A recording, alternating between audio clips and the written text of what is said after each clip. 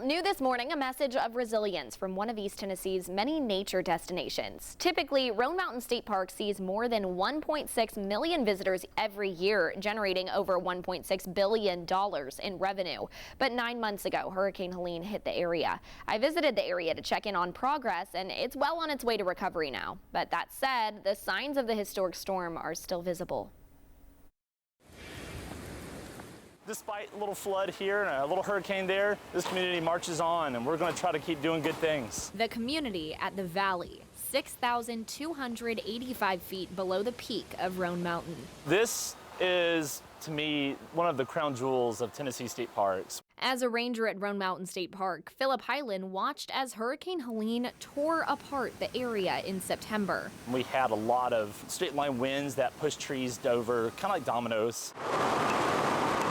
Now, 9 months later, there's been considerable progress. The entire community was dealing with damaged roadways, a lot of flooded properties.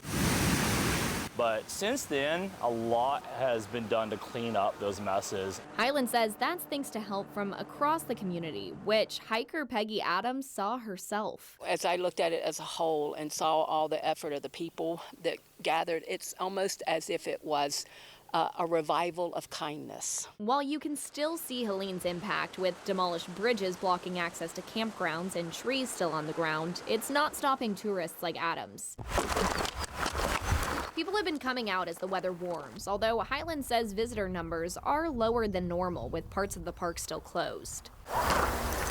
We definitely have a lot less campers in the park than what we normally see, especially this time of the year in the summer. But with each guest, Hyland says the park is able to get back to normalcy slowly but surely. We don't want something like a single natural disaster to slow us down. So Roan Mountain goes strong, and we'll eventually be back to where we were before the storm. Hyland says the park is always looking for help from volunteers, although he does encourage you to check in with the Roan Mountain local community to see how you can help the locals first. He says you can visit the state park's website to find those volunteer opportunities. It's really incredible to see the amount of work they've been able to do. It's really impressive. It's a big job. All right, Sam, thanks. Great story. More time.